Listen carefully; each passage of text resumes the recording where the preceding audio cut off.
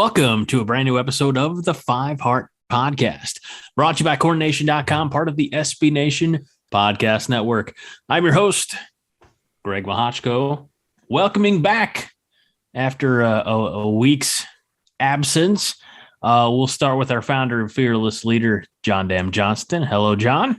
Hi, Greg. Good to see you back here. Oh, thank you. And joined by, almost as always, Todd Wolverton. Todd, good to see you back, sir. Good to see you, Greg. Todd, this is the third variation of facial hair I've seen on you in 2 weeks. It looks nice. Yeah. Your lighting is much better, I'll say. You're in the new digs, or are they new digs or temporary digs? I guess we're referring to them as new digs. Okay. Yes, the lighting's much better. We can see all the wrinkles. There you go. All the wrinkles are there. And my used car salesman mustache. So, or else bookkeeper mustache. So I will say this, because it is so, I'll be nice and say fair colored. You can hardly tell it's there. If you're listening to the podcast with this, you need to go on YouTube and see Todd's face. just to look at this guy and go, oh God, what happened? We could barely tell he had a beard 2 weeks ago. Yeah. And now he posted a photo on Facebook, and he looked like a guy who, would be burying bodies in the wood. I thought he looked really good because, put it this way, if he stood next to me someplace and two people walked up to us, I would look like the reasonable human being, and people would look at him. And then they do, the shit that people have done to me all my life, where you walk up to a police officer and he automatically reaches for his belt, that kind of shit, because that's basically how people have responded to me most of my life. They would have done that to Todd with his beard on instead of me. And I thought the beard was doing pretty good. My kids liked it. My wife was non-committal, probably because she didn't want to hurt my feelings. Mm-hmm. And but I got two very, very strong thumbs down from my parents. My parents have never been as negative about anything I've done in my life as that beard. I didn't do it for them. I got tired of scratching and all that kind of stuff. So, you knew they were going to write you out of the will. Well, yeah, I didn't want to take any chances with that either. You have to put like beard wax on it or something to get rid of the. Well, here's a little bit of irony. When I opened up Facebook today, you know how they do that 5 years ago and 6 years ago? Yeah, it was on this day. Yeah, on this day, 7 years ago, I posted a picture of John and me.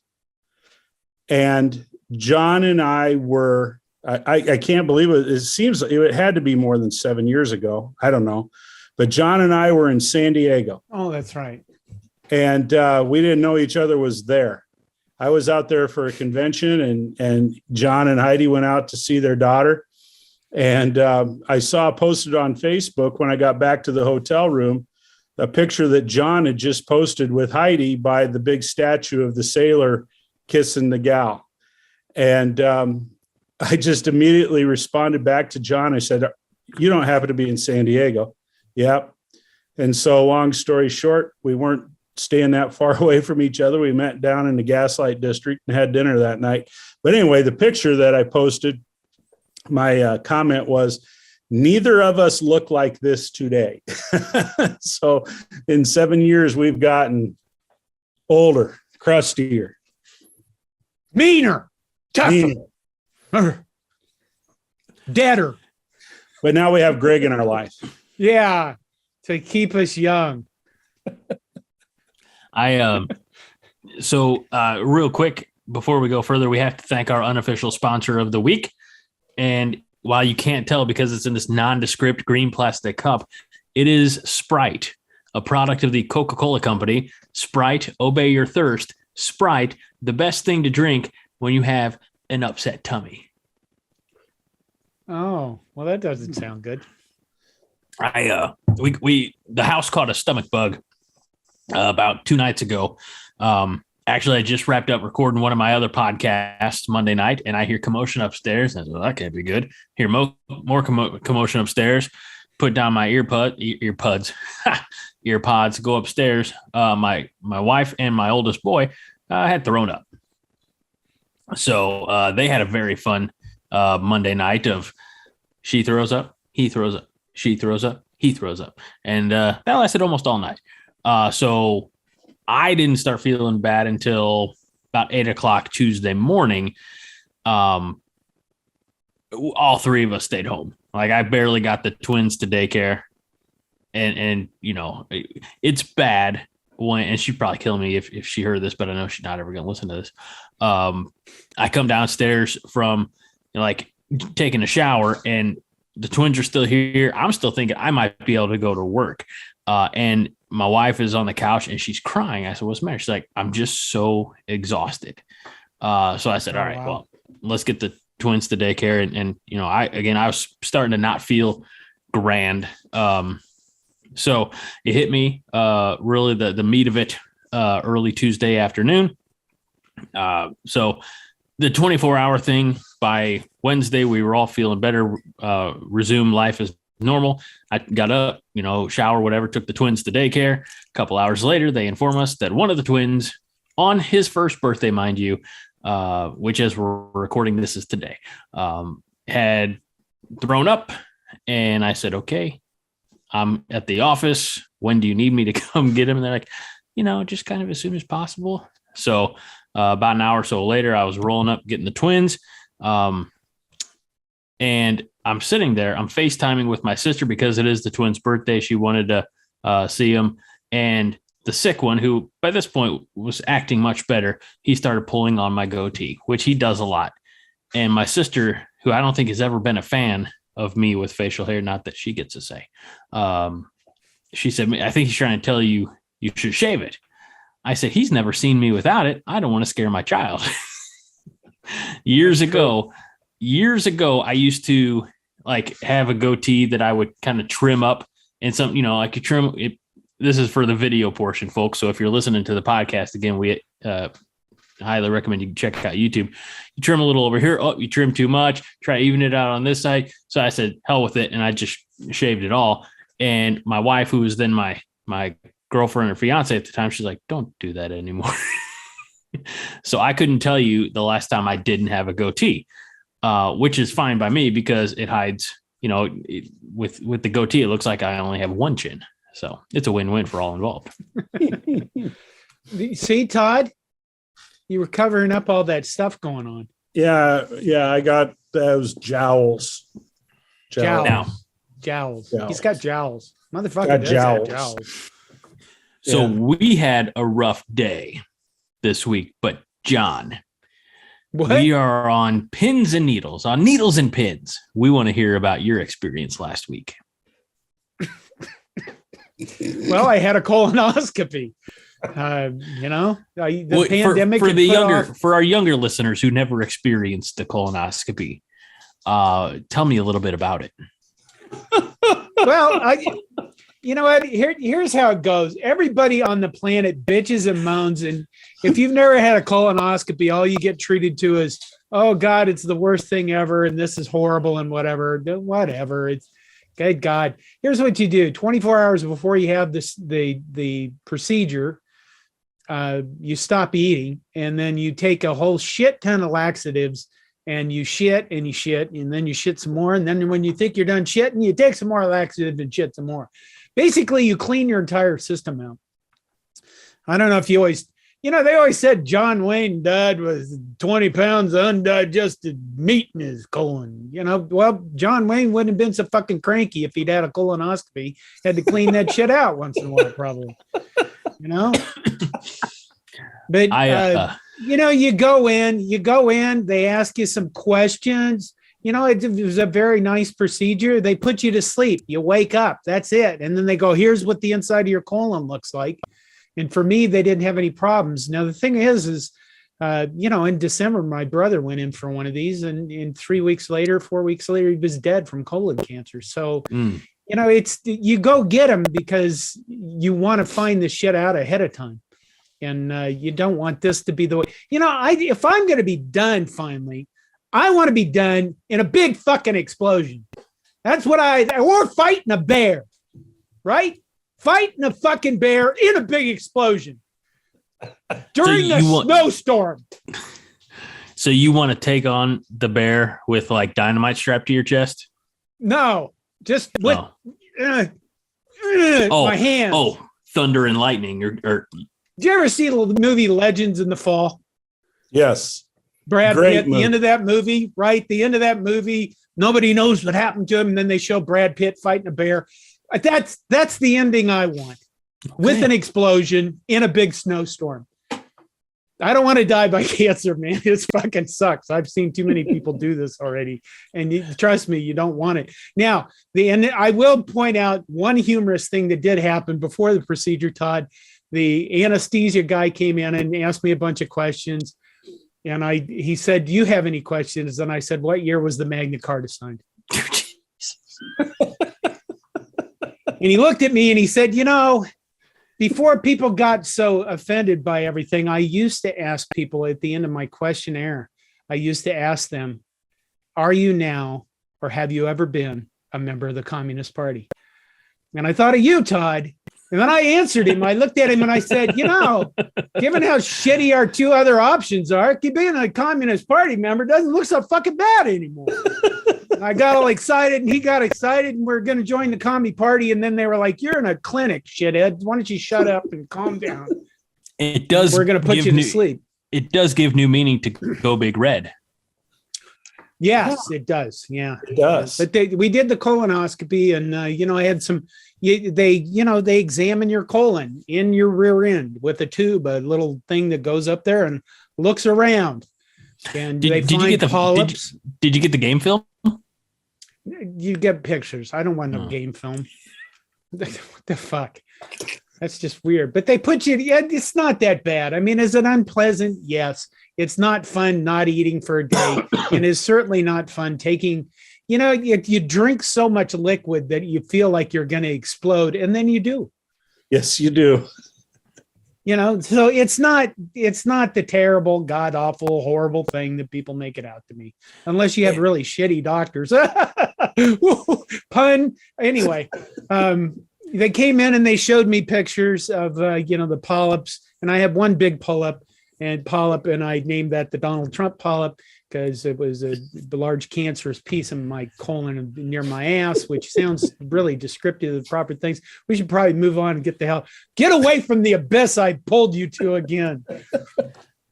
Things happened in sports, didn't they? The important thing, folks, is there's no, aside from exercise and eating right, the number 3 thing that you can really do is preventative medicine. Take all these preventive measures, do your regular screenings, be it colonoscopies, prostate exams, mammograms, the things you need to do that are regularly advised by your physicians. We here at the 5 Heart Podcast really recommend that you do them. And we're not even doctors. I just play one on TV. I stayed in a Holiday Inn Express. Are you in a Holiday Inn Express? I get exams all the time. No, I will be Sunday night, but yeah. Well, are you going to go watch some college baseball? Not yet. That'll be a week from Friday, taking off. So I'm going to God's country, head to Kearney on Sunday. Kearney, Cozad, and Gothenburg are my Swedes. The Swedes. Oh, the Swedes. Yes. That's 18 miles from where I grew up. If I remember correctly, it's been a minute. The Cozad Haymakers. I think that's correct. I have game highlights. Shadron represent versus Cozad in 2005 state football playoffs. These highlights actually made it to Sports Nightly's high school highlights that would play on Thursday nights on the show, broadcast across the state. My highlights, a come from behind effort, mind you, by the great Shadron Cardinals over the Cozad Haymakers at Cardinal Field there in Shadron. I'm very pleased. I still have those clips. I listen to them from time to time and go back to the glory days of. There you go. when radio was fun for me. Speaking of sports, some things happened this past week, and we're here to talk about it. That's what we do on the 5 Heart. Look, we relive the glory days. We talk about Todd's facial hair over the years. We remind you to get all of your preventative health screenings, and we talk about sports. Okay. I will go with it. Let's start with Nebraska ball. Earlier this week, Nebraska ball lost to Northwestern, which is, kind of the, lather, rinse, repeat. But another and more positive lather, rinse, repeat from the Nebraska men's basketball team is Bryce McGowens, who over the weekend earned his, I guess it was announced Monday, but whatever, earned his 7th Big Ten Freshman of the Week honors, including his 4th straight. And so I wanted to bring this up. First of all, I'm glad that when I did, Todd's like, who the hell's Bryce McGowens? His name's on Coronation apparently every week for the last 4 weeks, Todd. But 2 things. One, why is he? We know he's not going to be in Lincoln next year. I mean, he's going to go pro. He's going to enter the draft, things like that. And 2, this is more of a statement than a question. I guess the other one was more of a statement than a question. But I feel bad that a young man of his caliber is being straight up wasted on a team that sucks. Mm-hmm. Your thoughts, John? I guess we'll really just take your thoughts, John, because Todd doesn't know anything about basketball. Todd, you remind me of my friend of the show, Josh. You're like, what the hell's basketball? It's wrestling season. I don't know. John? It's, I guess he's probably, I think the big thing about him is he going to win Big Ten of the freshman of the year. Are they going to give it to a guy that's on such a terrible team that's probably, going to finish last in the conference unless some miracle happens, the Big Ten tourney. They'll still finish last in the regular season. Yes. Direct question from that. If you win Big Ten, like freshman of the week honors more than any other player, does that automatically, shouldn't that make you the defensive player of the year? Or sorry, the freshman player of the year? No. Well, that's crap.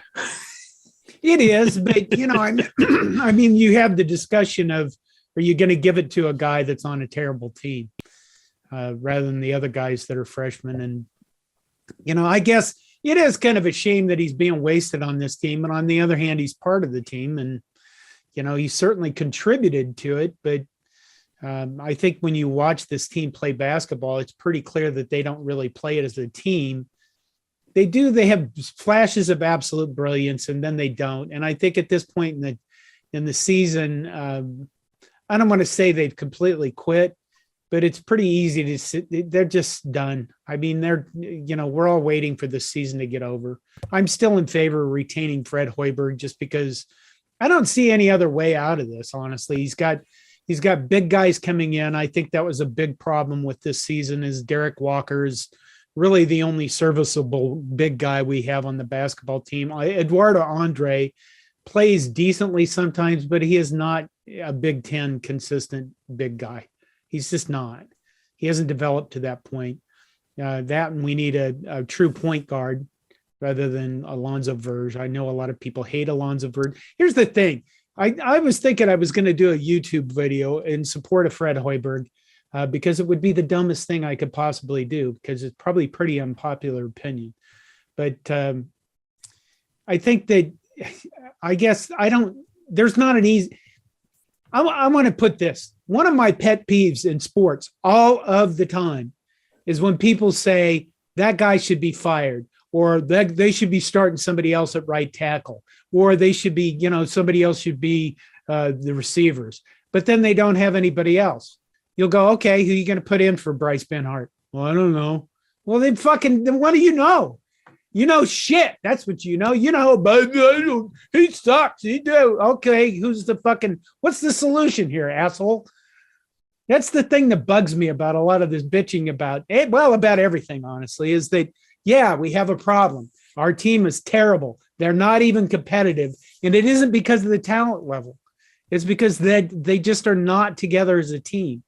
You watched them play Northwestern in the last game, and they played for a while, and then the game started slipping away. And Derek Walker, who normally has been very, very good, just really wasn't making any effort whatsoever on defense. And the moment that happens, everybody else just kind of goes, okay, well, whatever. And then you can just see it happen. In the game before that, Derek Walker got taken out of the game. Eduardo Andre came in, and you could see the confidence just go away from the team because they're like, well, if we got this guy in here, they don't even throw him the ball sometimes when he's just flat out by himself. So they don't have a lot of faith in Andre's ability to play basketball. And when you have that problem as a team, I guess, I don't know. I don't see another solution besides Fred Hoiberg. And 3 years is not enough.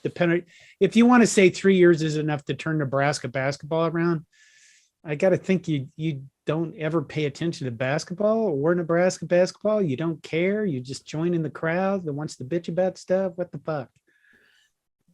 The biggest, I think, the best option certainly is to retain Hoiberg, and accompanied with that, like not even 1A or 1A and 1B, but we have to see some roster retention as well. There's been a ton of turnover ever since Tim Miles left and Hoiberg took over, and he retained Thor and a kid who couldn't play, was ineligible to play under Miles last year. And I apologize, I don't even remember that young man's name, but I know he came in and tried to contribute because he was at least a little familiar with the surroundings. But and we all love Thor, but you know why we loved Thor? Because he was there for 4 years. He grew on us, and he grew as a player. It grew as a leader. The Thor we had in 2020 or the 1920 season, that got the season, of course, that got ended by Indiana, but also by COVID. Realistically, it was not the same Thor that came in under Tim Miles. He had some maturity. What Hoiberg has lacked, Nebraska, and look, this is Captain Obvious stating the obvious here, but Nebraska is not a Kansas, Kentucky, Duke, North Carolina. They're not going to be able to bring in a couple superstars and just jump, the ranks. This is a team, a program that has to build from the foundation up. So whether you're bringing in, they say your first 5-star recruit, or the recruiting that Hoiberg has done has been great, but we can't just have these guys be one and done. We have to, like I said, I'm not anticipating Bryce McGowens is still going to be here next year. No. I hope I'm wrong, but he's got too much of an upside, certainly. But you got to keep everybody around him, and you have to, like you said, John, bring in those bigs that are, committed and ready to come to Lincoln. You have to have some consistency, which is not what Hoiberg has had in his time here in Nebraska. What the other thing too about this is, from my perspective, is that Hoiberg has a system in place, and he's worked to adapt it to the Big Ten. I think he's still working to adapt it to the conference. That being said, I think, just from a distance, and that's kind of where I'm at with basketball. It's frustrating that the team doesn't play as a team. It's frustrating that the team at times lacks a lot of effort. And Fred Hoiberg has to look in the mirror and recognize that that's on him. The head coach is responsible for getting a team to play together as a team, to fulfill their roles, to do what they practice, if their job, is to get 10 minutes a game and just rebound like hell, then, that's what has to happen when they're out on the court. And from everything that I read, it does not sound like that those 5 individuals out on the floor take what they've been working on in the practice gym and implement that out on the basketball court. And, the old timers, can say, well, they're all selfish players, or they're just in it for themselves, or they're only worried about their own stats or getting their shots or that type of thing. And, it's kind of hard to argue with that a little bit when you see the kind of breakdowns and just, the utter failure that this team has had at different times. That being said, it's a goofy game. Iowa just blew Michigan State out of the water last night. I mean, just absolutely destroyed them. And I know that Michigan State's down this year, but I don't think anybody expected that kind of a bloodbath, to happen to a Tom Izzo team. So strange things happen in this game. But unfortunately, Nebraska's experienced a horrible Big Ten season. The good news, similar to Nebraska football, is there's really only one way for it to go next year. So, well, the other good news is they haven't started any fights. Yeah. Well, back to one quick thing though. Your first question, Greg, is Bryce McGowens the Big Ten, freshman of the year? And I agree with what John says. They often look at what freshman had an impact on one of the top teams. Who's the best freshman on the best team? Yeah, that happens a lot. But when you think about it, Bryce McGowens has been the Big Ten freshman of the week, however many times, a bunch, 8 times, 7 times. I can count 7. Okay, that's pretty impressive, and you would think that work, would have to be noticed. And on the flip side, on the women's side, you got Alexis Markowski, who, she's been the freshman player of the week, I think more so than any other freshman in the conference. So wouldn't that be kind of interesting if it does in fact happen? Then Nebraska has the 2 freshman players of the year. And, that would be kind of cool, but I don't know. We'll see if it happens. And that's how you build a winning program, is you get the top player of the freshman year, who hopefully, again, not likely, but hopefully he sticks around. I don't see him staying. I think he's gone to. If you can play that well for a team as bad as Nebraska, then you're going to be scooped up in the lottery on NBA draft day. So, but yeah, let's talk about that fight, shall we? Yeah. Talk about somebody else's shitty stuff. Just an episode of shit. That's what this is. We'll have some good things too, probably around the end, maybe. I guess my question to you two guys. Okay, so Juwan Howard had an incident last year with the coach from Maryland where he threatened to kill him. Yeah. And I don't believe, I could be wrong, I don't think there were any repercussions, reprimands, or any consequence for him, when that happened. Okay, so then he throws this open-handed, punch, if you will, at Wisconsin's head coach. From your perspective, the consequence was he got a $40,000 fine, something like that, and $40,000, and he misses the rest of the regular season. So that's 5 ball games. Mm-hmm. Arguably, and I heard, one talking head on the radio make a comment that him missing these 5 games is much more significant than him missing the Big Ten tournament. Michigan has not played its way into the NCAA tournament yet. Right. They haven't locked up a spot. And if they're going to play in the big dance, they're going to have to end this season on a high note and, chalk up a few more wins. All of that being said, is that 5-game suspension, is that a reasonable consequence for the fact that a coach struck another coach?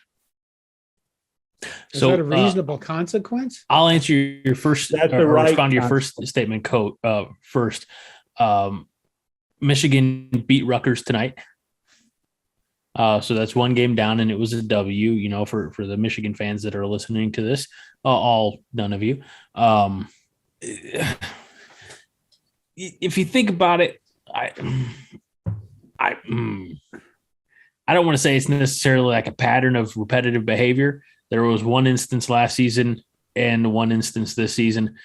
I don't think in any – I think what bothered me as much as or maybe more than the open-handed slap, contact, whatever that was made, was in his post-game presser. He was like, I'm from the streets of Chicago. And at some point, just have just a little bit of humility, you know what?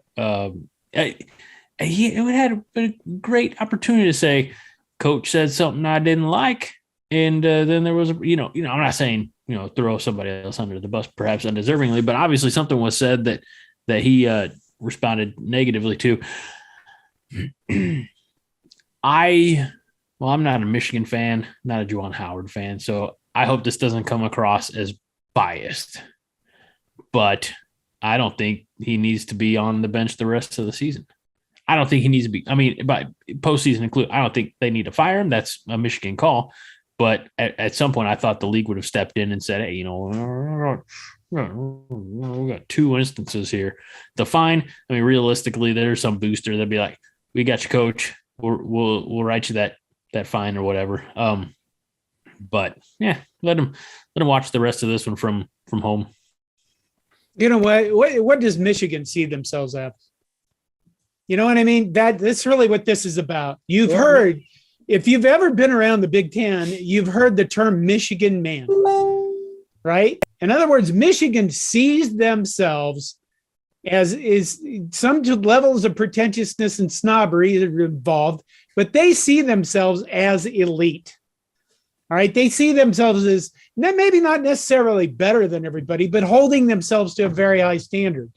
And they haven't held themselves to a very high standard if this guy's going to continue to do this. I mean, just because he's your guy, we all defend who our guys are now, and we want the other people crucified. Desmond Howard put a tweet out because he's a fucking idiot. Here's what he said. I saw Juwan walking away and Wisconsin coach put his hands on him to stop. First mistake. That's it?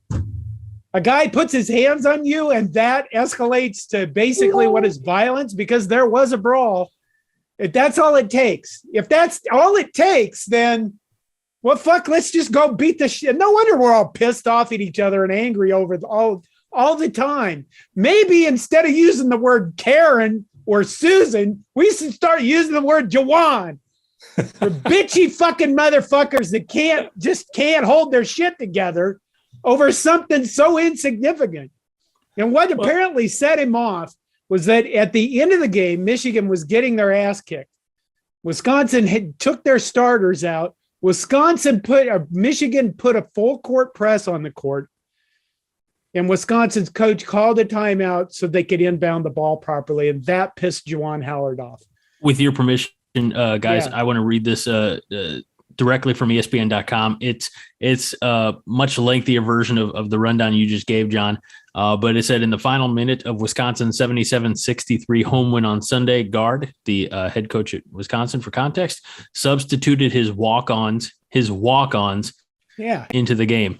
Michigan, which still had its regulars on the floor, was pressing full court, leading Gard to call a timeout to settle his team and give it a chance to cross court without having to turn the ball without turning the ball over. It goes on to say, following the final buzzer, Gard grabbed Howard's arm as he walked past in an attempt to stop and talk to him. The two men exchanged words, with Howard putting his finger in Gard's face and grabbing Gard's shirt before being surrounded by several players and coaches. Krabenhoft, who was the Wisconsin assistant who got hit, then came over in the middle of the scrum and exchanged words with Howard, and Howard reached out and struck Krabenhoft's face. Howard did release a statement on Monday with an apology. But there's through history, there are a lot of instances where coaches' behavior has been totally unacceptable. And, people have turned a blind eye to it for one reason or another. Read any biography that's been written about Bobby Knight. And that guy, his behavior was absolutely reprehensible and disgusting. Now, we can also say that times have changed and that Bobby Knight, wouldn't be able to get away with anything close, today with what he did back then. But, I'm not so sure about that. Michigan does hold themselves to a high standard. John's absolutely right with that whole ideal. And the Big Ten Conference suspended Juwan Howard for 2 games. That's the maximum they could. So Michigan's, threw 3 on top of that. Greg, I agree with you. I think the guy should have to cool off for the remainder of the basketball season. I just think back, and I understand it's a completely different situation. Juwan Howard hit another coach. Woody Hayes hit a player, and that was the last that Woody Hayes ever coached. That was in 1975. Exactly. Back when Bobby Knight was, just a pup, doing his crap. But I guess I've heard a lot of people say he shouldn't get fired for this. Well, if I walked up to a person that I work with and I was angry and I punched them, I'm sure as hell getting fired. You show me any other occupation where a person can go and punch another person and walk away from it with a slap on the wrist. And those apologists out there who want to say, well, that's college basketball is a physical game and, emotions run high. And so it's a different situation than the world of work. Well, bullshit. Juwan Howard isn't getting physical out there on the court. He's not getting elbows thrown in his face.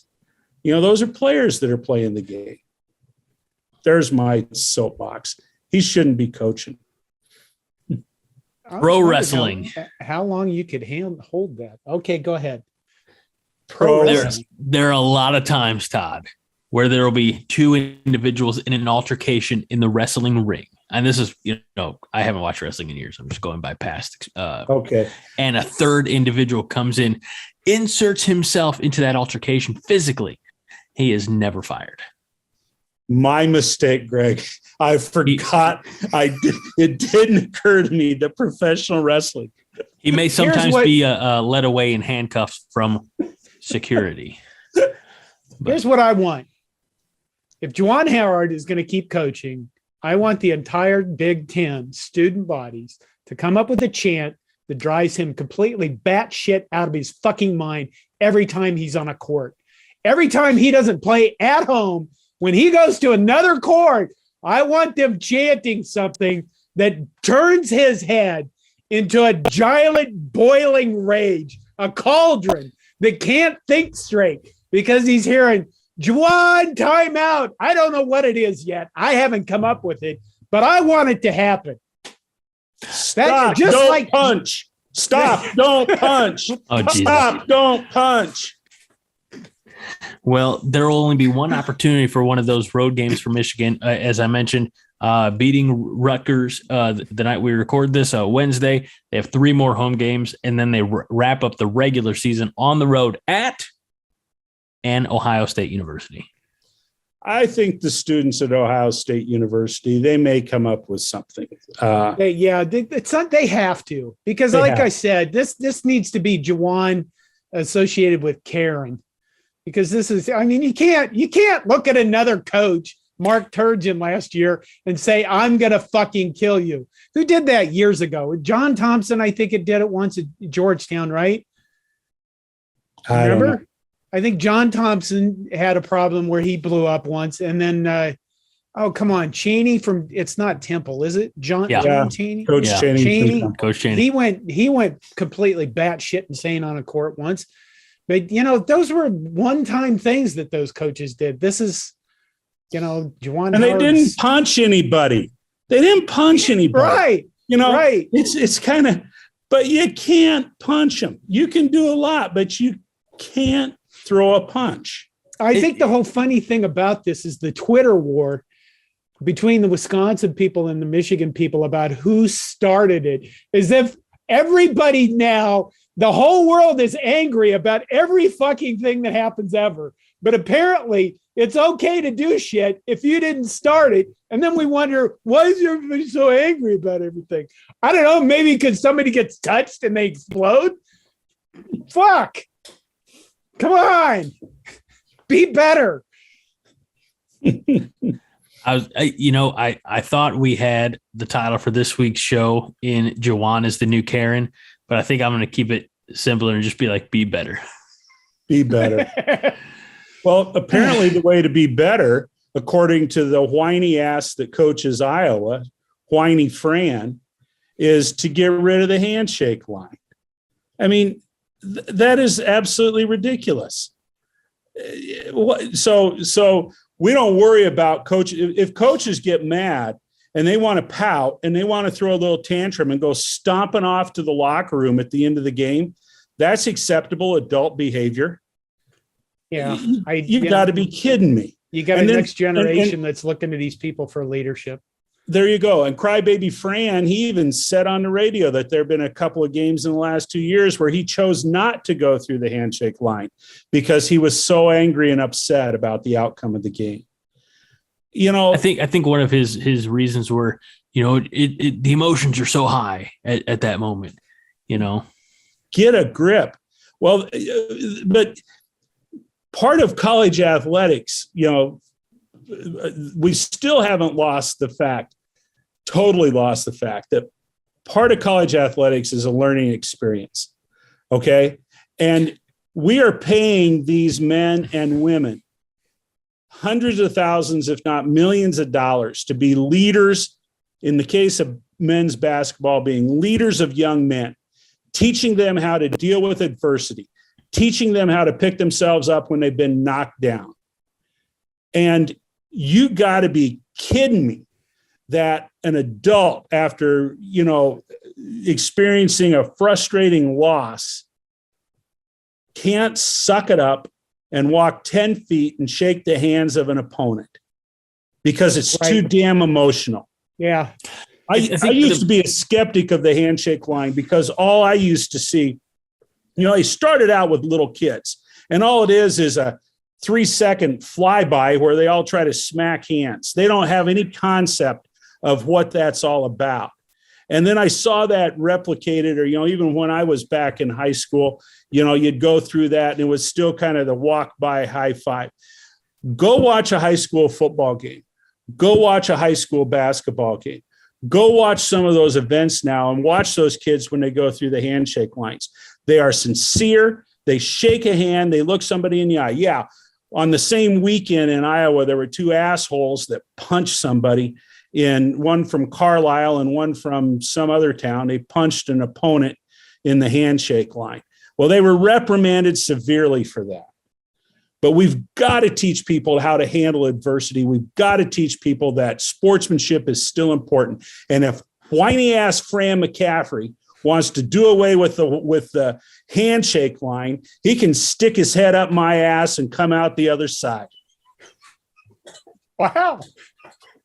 There you go, Fran. You read that differently. When I saw Fran McCaffrey's comment, what I thought was that gutless motherfucker doesn't want to make any comment about his colleagues, so he's just deflecting the whole thing. I mean, Tom Izzo said this is bad for basketball. Tom Izzo has the guts to say that. Fran McCaffrey is like, I don't want to say anything bad about these guys. I have to play against them, so I'll just say we shouldn't do the handshake line. Yeah, it is. It's pretty, you can't, you're right. We can't expect the generation below us to grow up and do what we say and not what we do when this is how the people that we chose as leaders act. Look, Greg, go ahead, Todd. You're a hockey fan. And I understand that at the end of every hockey game, regular season game, they don't shake hands. At least I don't believe they do. Oddly enough, they don't do it in baseball either. They don't do it in baseball either. At the College World Series, the only time in college baseball, and when I've seen 3-game series and stuff, oftentimes they'll shake hands after the last game. Mm-hmm. They'll walk through after the last game. But holy moly, when you watch, the NHL playoffs and stuff, those are some of the fiercest battles you're ever going to see. And, I'm not a huge hockey fan, but I enjoy watching it. I enjoy watching the competition. There have been some heartbreaking losses in some of those game sevens where, those guys have laid it out there on the line and they're all just beat to hell. And they suck it up and they take off the gloves and they walk through the line and they shake hands. Yeah. After beating each other with sticks, for God's sake. Yes. So here's the thing. I think that Fran McCaffrey and so many people often forget. And I know that there's millions and with media rights things, sometimes billions of dollars involved. But at the end of the day, isn't this just a game? Isn't this just supposed to be for some measure of fun? And again, I get it. There's sponsors and there's, sellout streaks and there's everything else that goes. But you have kids who, regardless of the sport, the grade schoolers want to play in high school. The high school guys want to play in college. The college guys want to play at the next level. But they're all out there to play a game. I can't remember the coach now. Not a coach. The famous Allen Iverson rant. He's like, it's a game. It's a game I love. You talking about practice? And that's a horrible. It doesn't even work in context. So I apologize on several levels, but it's a game and it's supposed to be fun. And you're right. There's supposed to be some level of education to, hey, you win the right way, you lose the right way. We hear it. We don't hear it much anymore. I couldn't tell you the last time I heard a Nebraska team release some version of the Husker prayer, right? If we should win, let it be by the code. Faith and honor held high. If we should lose, we'll stand by the road and cheer as the winners go by. We don't. There's not. If that gets lost, and I, to some extent, I do feel like the handshake line is an obligation. Obligations are not necessarily bad, especially if they're positive obligations born out of etiquette and born out of sportsmanship. If those traditions get lost because someone's boo-boo faced, let's just cancel the whole fucking thing. Well, those call it, number one, you forget that it might be just a game, but this is about my ego, Greg. I can't not your play ego, basketball. John. It's about my ego, and I can't play basketball and I can't play football. So those guys better do it for me, and they better do it well. Otherwise, they can go fuck themselves and be fed maggot-infested meat like the dirtbags they are, because they're not gratifying my ego. And on a serious note, the problem with the whole handshake line is, whether they not, Charles Barkley didn't want to be a role model. The guys in college have kids that are in high school and kids that are looking up to them to see what their behavior is. So all of this stuff trickles down. Let's start all the way at the top. And I tend to go off into politics sometimes. We do the same thing there. We support the guys that are on our side and we hate the other side, when all of them are doing the same shitty stuff. And, it trickles down into our sports. And here we are with our sports, with having to deal with this because Juwan Howard can't apparently act like a grown adult in public around his team and around people that pay millions of dollars. And to that point, John, and agree, piggybacking on what Todd said earlier, is this is the coach. This isn't even a 19, 20, 21-year-old young man. I almost said kid, but that's just because I'm more than or almost double what a 20-year-old is in age. But this is a coach. This is to quote, I'm going to get it wrong. Mike Gundy figured out there. A man. He should know better. And I don't care if he grew up East Coast, West Coast, Midwest, South Side. look, be better. Yeah, it should be. Okay. Well, let's talk about something that will put a smile on Todd's face. Wrestling. Not the kind I talked about a moment ago with steel chairs and steel cages, but it is important to note that Nebraska Wrestling, which 10th ranked, had a loss, but a narrow loss to the number 2 squad in the country this past weekend, Todd. And I know you want to talk about it. Well, it's I guess going in, and I've seen them, I went to one duel this year, the Purdue duel, and I've watched Nebraska on TV a few times too. And quite honestly, I've thought as a team, they've underperformed, underachieved. There have been some good moments. It's fun to watch Ridge Lovett, the 285-pounder Christian Lance. He's really had a good season overall. But, I've been disappointed maybe with, overall with the performances from a lot of these guys. Well, Iowa came to town this weekend, number 2 ranked Iowa. And actually on Corn Nation, in one of Dylan's articles in the comments, somebody had predicted that, there's 10 matches, and he was predicting that it would split 5-5. But Iowa would win because they'd get a major decision, and that would be the difference. And so I popped in there and I said, I only see Nebraska winning 1, maybe 2 matches. I just didn't think, based upon what I saw, that Nebraska would compete. Well, they did, and good on them. They really kind of came alive after, the midway point, halftime, if you will. And I think the biggest match of the night was Mikey Labriola knocking off Michael Kemmerer. I think, when I say it's been disappointing to watch, Mikey Labriola has not wrestled well this year up until that point.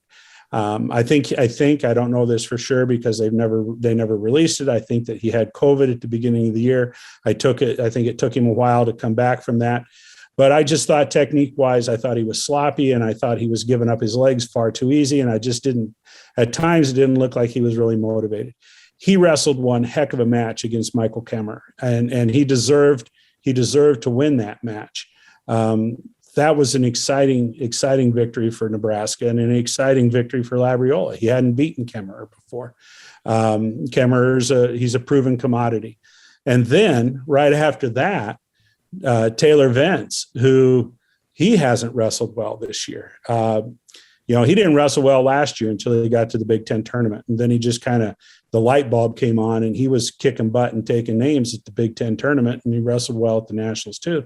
But Taylor Vance, he comes out, gives up a quick takedown to Abe Assad, and he's down 2-0. But then it seems like that's what motivated him.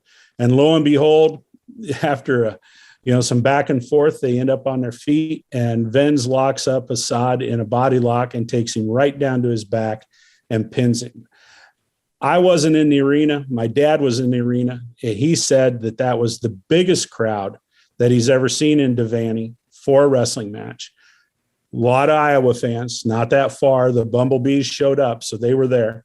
But he had never heard that place as loud as it was when Venz stuck Assad.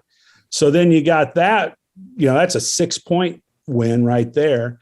And then you got Schultz comes out at 197, and he beats Jacob Warner for like the 3rd or 4th time in a row.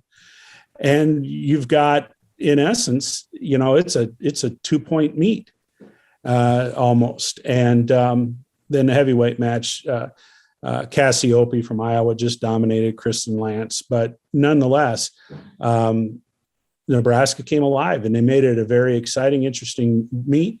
It was fun to see the elevated mat. It was fun to see the spotlight out on the mat, and everything I understand, from people that were there, it was a really exciting night. You could hear it on TV. You could hear, "Let's go Hawks, let's go Hawks." And then the Big Ten fans, or the Big Red fans, they wouldn't stand for that, and they'd start their chanting. So it was a lot of back and forth. I thought it was really interesting when I was watching it. I watched it recorded. But Tim Johnson, he was the color commentator, and Tim Johnson, he's a walking encyclopedia of wrestling. And he and Shane Sparks were talking about what was going on either during the Labriola or the Venz match. And he made some comments. He says, "This is just wonderful, especially when you take into consideration how these two fan bases feel about each other." And so no love lost there. Good night for Husker Wrestling. Too bad they ended up on the short end, but nonetheless. It was senior day for Nebraska for that duel. I think the biggest thing, and I was following along. I mean, I had it pulled up, but as you were talking, I was following along on coronation.com with Dylan's terrific write-up. Honestly, and look, this is going to come across as biased because he's our boy and it's coronation, but I don't think anybody out there covers Nebraska wrestling as well as thoroughly as Dylan. So if you're a Husker wrestling fan, just know that it's there on coronation. He's following it year round with obviously the in-season stuff, the off-season like tournaments and things like that. Some of these guys, he incoming recruits, he is on the ball. And I hope, it is my honest to God hope that he continues to be our little secret because he's vastly underpaid. And I would hate to lose him to, well, never mind. Apparently Omaha, World Herald, and Lincoln Journal-Star are dropping sports writers left and right. So I think we're safe. Dylan's not going. But the biggest shock to me, go ahead, Todd. I'm sorry. No, Dylan does an amazing job. And somehow we need to get the word out about coronation to wrestling fans. If wrestling fans in the state of Nebraska discover Dylan, they'll jump on the bandwagon with coronation. We just got to figure out how to get the word to them. The biggest surprise to me from Dylan's article came via a tweet that he included in the post about the 10 seniors. And I was really surprised in a happiest way. Mikey Labriola is not a senior. No. So we get to see him for a little while longer. Yeah. So tremendous news, great outing, great showing by the Huskers against especially, such a tough squad in Iowa. And Todd, I mean, I kind of what you were leaning into there is as we get closer to, the Big Ten tournament, things like that, it looks like these guys are really starting to come along. They really are. And, the Big Ten tournament is, 10 days away, give or take, as we're recording this. It's at Pinnacle Bank. It's gonna be rocking. I think I won't tell you that there's a sellout, but they've sold a lot of tickets. I mean, even if it will be. It's Nebraska, Iowa, Minnesota isn't that far away. Penn State's coming, and it will be an event. Even if you're just a token wrestling fan, if you can figure out a way to get in there and watch, it is going to be. You got number 1 ranked Penn State, you got number 2 ranked Iowa, and then you've got Michigan, who's tougher than nails, and Nebraska's looking tough right now. It is going to be a brouhaha, and great for Nebraska, great for wrestling. And one quick thing before we move on from wrestling, you want to talk about competitors who, leave it all out there. And some of these losses are emotional. The victories, certainly can be as equally emotional. But one thing I've always noticed about wrestlers, and again, not the Monday Night Wrestlers, folks, but the collegiate wrestlers, etc., is the sportsmanship.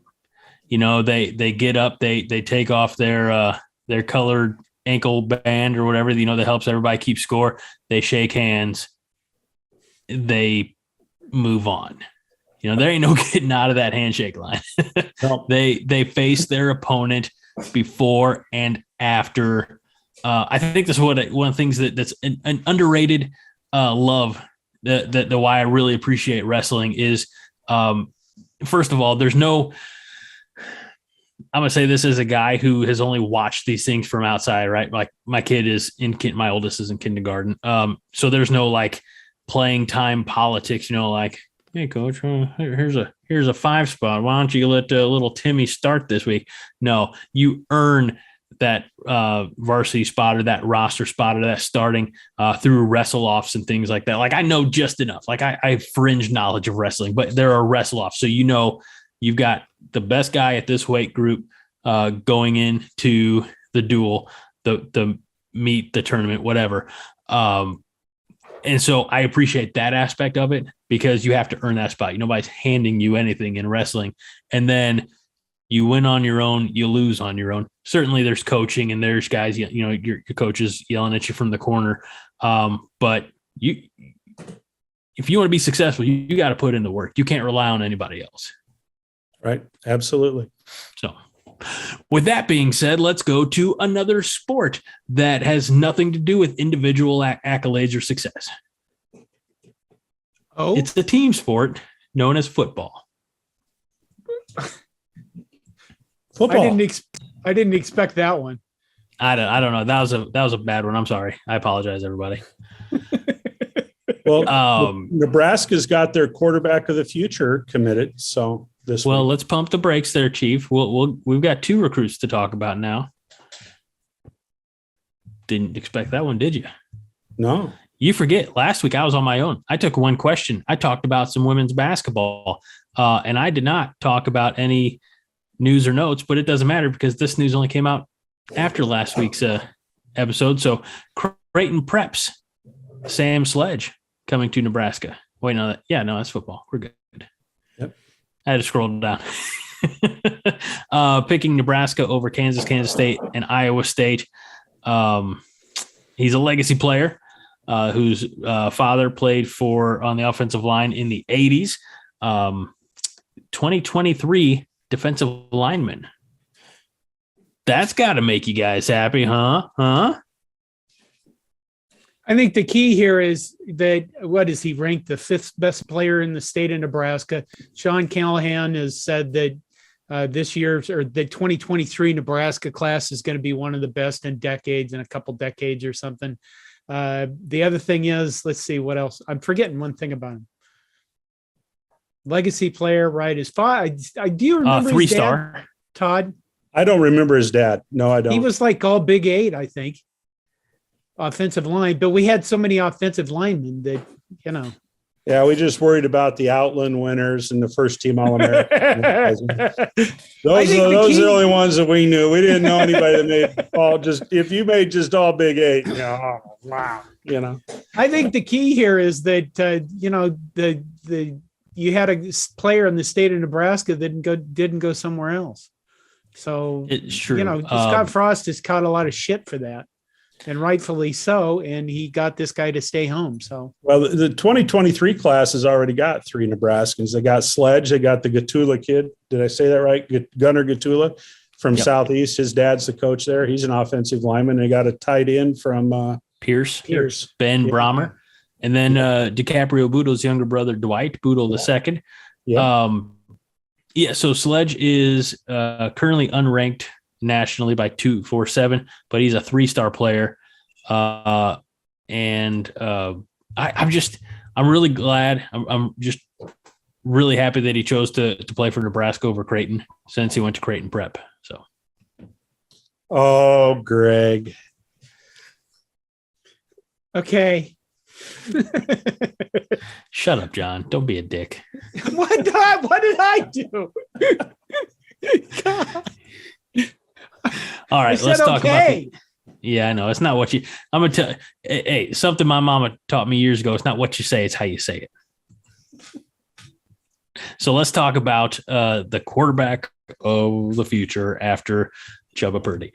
And that would be a 3-star out of Springfield, Massachusetts, William Watson III. Ranked as the 36th best quarterback nationally and the 8th best player out of Mass. He chose Nebraska over Tennessee, Arizona, Boston College, and others. The next Kyler Murray. His nickname is Pop. Like magnitude? Pop. Well, I included a tweet in the article I wrote about him from a guy who said, for all my Nebraska Bates life at Huddle colleagues, in other words, Huddle being the site that does all the films for players trying to get recruited, wondering who this new quarterback commit for the Huskers is, I can tell you firsthand, he's the best quarterback I've ever watched in 2 decades of covering high school football in Massachusetts. So I don't know, I guess a firsthand guy saying that, maybe that means something. I think the key here is this. Mark Whipple comes to town. He gets Casey Thompson, Chubba Purdy, and this guy. Right out of the gates, we don't have to worry about a quarterback commit for 2023 because they already got their guy they want. And it's pretty obvious. You can go, well, he's only a 3-star, blah, blah, blah, whatever the fuck. But he obviously is the guy that they wanted to recruit, had a relationship with Mark Whipple before Whipple came to Nebraska. I don't know, maybe looking at it's still February.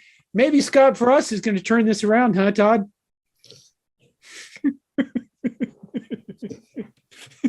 Well, when you pull a 3-star from the football hotbed of Massachusetts, you have to be optimistic about. No, I think the kid can play the way it sounds. Where's the mute button for Todd? John, handle this. Handle my light work. I was going to segue to something else. Segue, please get us away. Really? Yeah. Oh, there was this baseball team that lost all their games this last weekend. Not all of them. Okay, they won one. Respect. They won 1-3 against Sam Houston. And the problem with going 1-3 against Sam Houston is people who don't follow baseball, college baseball very much, look at it and go, we lost to a school that doesn't even play football. Then they think, well, they must be shitty because they're not good at football. They must not even exist. They got a former Husker as a head coach. So that makes them a great baseball team. Todd, why did we go 1-3? Because the starting pitching stunk. Wow. It's that simple. With the exception of the new guy, the McCarville, from Grand Canyon, who pitched game 3, Kyle Perry, he got shelled. He didn't go 2 innings. And then, on Sunday, Shea Shanneman, he struggled. And then Braxton Bragg, he didn't make it very far either.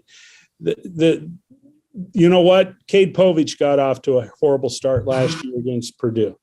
And one series does not define a season. One series does not define a team. There were, in a couple of the games, the offense was pretty solid, but in a couple of the games, when you have 13 strikeouts in a game or holy moly, where's that aggressive approach? But, they're breaking in some young guys. Hopefully, the pitchers, they can regroup and, they got a 3-game contest down in Arlington this weekend against TCU. And that's not going to be, that's going to be just as difficult as Sam Houston. So, do you think that with the advance of technology, they even have to worry about commuting back to Lincoln, or they can just do all their classes virtually? I think they're back in town. It's horrible, horrible waste of taxpayer money. Then they turn around and go back to Texas the following weekend. So, that's what I'm saying. Yeah. They should just stay down there. Quickly, I don't know. Did you guys mention I was off researching something else? Did you mention that this Sam Houston team beat a team that's ranked number 3? Yeah, they beat Oklahoma State in a midweek game. Yeah, I mean so they're not slouches at the old baseball sport. So everybody who doesn't understand how college baseball works, get off my nuts. Well, like I said, Will Bolt has scheduled quality competition. Darren Erstead did too, in the non-conference. And, they're going to go out and they're going to play the best they can play. Heck, the home opener is going to be against Long Beach State. and the Dirtbags, and all they did was go down to Mississippi State, the defending College World Series champions. And I know they won the first 2 games. I don't know if it was a 3-game sweep or not, but they absolutely just destroyed the Bulldogs on Friday and Saturday in that series. And they'll be coming to Lincoln, the 11th and 12th, I think. So it does appear to be a different philosophy in baseball than it does in football and even basketball. In basketball, maybe you have the benefit of the Big Ten ACC challenge. But as far as like Nebraska's non-conference football schedule goes, it's all right. What Pop Warner junior high team can we roll in here and pay him $1 million and hopefully not lose, at least in recent years? But baseball, like you said, Todd, is they're going out of their way to bring in, either bring in or go to some tough competition because they know it's only going to make them better for when they get into that Big Ten conference grind. And I think at the beginning, maybe we overlooked or underestimated the competition of the Big Ten baseball conference. We were coming from the Big 12 and we knew what they were and kind of where we stood. But as much as I hate to say it, there's some good ball players in the Big Ten, Governor. Well, but that being said, you got to play good competition to get your RPI up in baseball in particular. And the Big Ten overall still is, there's some good baseball. You're right, Greg. It's come a long ways. But, compared to a couple of the other conferences, they're not as, they don't rate as high. So it's imperative that you get some good, strong non-conference teams to get your RPI up. It would be nice if some other Big Ten teams figured that out, rather than. You mean like Penn State, the motherfucking anchor dwelling cellar fucks that actually don't bother to play anybody but Elon 18 times every year? Well, then we got our neighbors to the east that are playing Division III teams, for God's sake. Yeah, I guess you're going for the wins, and it looks good, huh? Yeah. Well, anyway. What Todd and I are bitching about is this: we have Penn State every year. I have covered Nebraska baseball for 12 years, something like that, 13 years, and every year in the Big Ten, I got to a point where I just didn't really even want to bother with Penn State anymore. And the reason why is their RPM. There are about 330 Division I teams in baseball, somewhere in that ball, right? And Penn State's RPI would hover around 240, 250 all the time because they didn't schedule anybody. And then who else? Northwestern for a long time did the same thing where their RPI would, and those teams, when you play them, you could sweep them 53-0 every game. And all it does is hurt your RPI because your fellow conference mates don't give a shit enough about the sport that they're going to schedule and get their RPI high enough up that it just doesn't hurt you. So screw those guys, and then Iowa decides to go in the same direction where they're scheduling poop. Apparently, I thought Rick Heller had more guts than that, the candy ass little. I put my hands on him, that son of a bitch. That's good. Speaking of poop, and to bring it full circle, make sure to get your colonoscopies, your regularly scheduled preventative. Look, you do preventative maintenance for your car, and your body's worth a hell of a lot more than your vehicle. So get it checked regularly and stick around because we love you. We only have a finite number of subscribers, both on the audio and video. And if we lose you, I don't see you being replaced. So we need everybody to live forever so that we can keep making money. Greg, yes. maybe we could start something here. My wife had her colonoscopy the same day that John had his, and I could see if she wants to come on and tell her story about her colonoscopy. Yeah, Todd, you just call her next to you. I just want to hear her shoot you down. Because not knowing your wife, she's a saint just for putting up with you. Well, there's a good chance Todd will be dead by next week.